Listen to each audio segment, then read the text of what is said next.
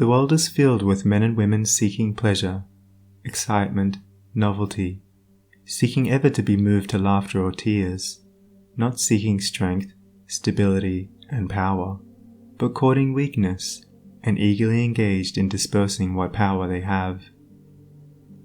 Men and women of real power and influence are few, because few are prepared to make the sacrifice necessary to the acquirement of power, and fewer still are ready to patiently build up character.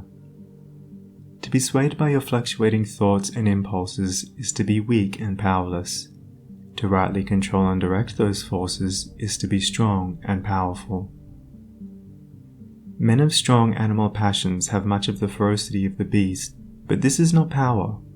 The elements of power are there, but it is only when this ferocity is tamed and subdued by the higher intelligence that real power begins. And men can only grow in power by awakening themselves to higher and even higher states of intelligence and consciousness.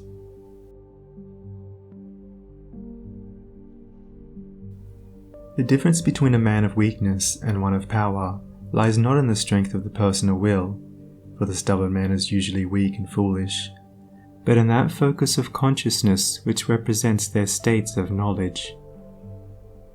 The pleasure seekers, the lovers of excitement, the hunters after novelty, and the victims of impulse and hysterical emotion lack that knowledge of principles which gives balance, stability, and influence. A man commences to develop power when, checking his impulses and selfish inclinations, he falls back upon the higher and calmer consciousness within him and begins to steady himself upon a principle. The realization of unchanging principles in consciousness is at once the source and secret of the highest power. When, after much searching and suffering and sacrificing, the light of an eternal principle dawns upon the soul, a divine calm ensues, and joy unspeakable gladdens the heart. He who has realized such a principle ceases to wander, and remains poised and self-possessed. He ceases to be passion's slave, and becomes a master builder in the temple of destiny.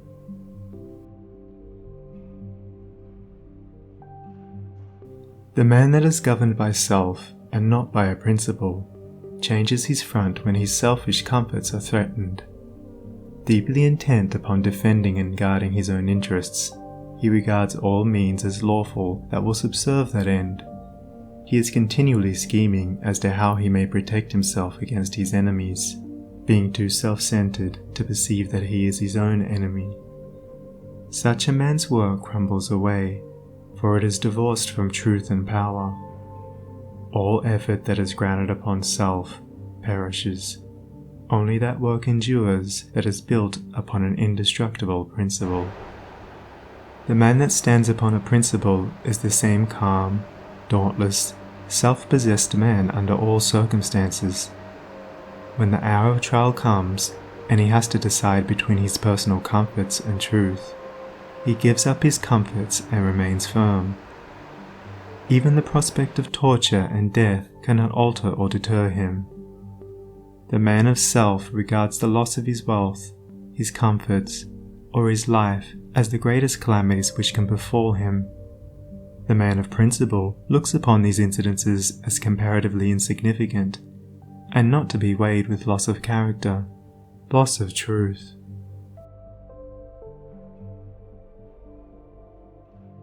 To desert truth is, to him, the only happening which can really be called a calamity. It is the hour of crisis which decides who are the minions of darkness, and who the children of light. It is the epic of threatening disaster, ruin, and persecution, which divides the sheep from the goats, and reveals to the reverential gaze of succeeding ages the men and women of power. It is easy for a man, so long as he is left in the enjoyment of his possessions, to persuade himself that he believes in and adheres to the principles of peace, brotherhood, and universal love. But if, when his enjoyments are threatened, or he imagines they are threatened, he begins to clamor loudly for war, he shows that he believes in and stands upon, not peace, brotherhood, and love, but strife, selfishness, and hatred.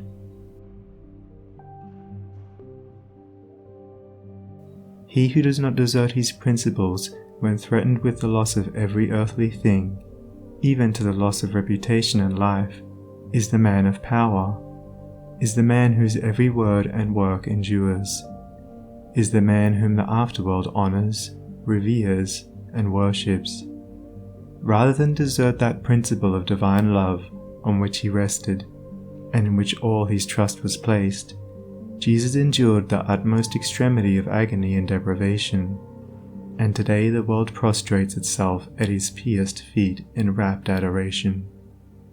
There is no way to the acquirement of spiritual power except by that inward illumination and enlightenment which is the realization of spiritual principles.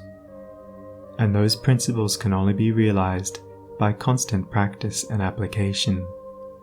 Take the principle of divine love, and quietly and diligently meditate upon it with the object of arriving at a thorough understanding of it.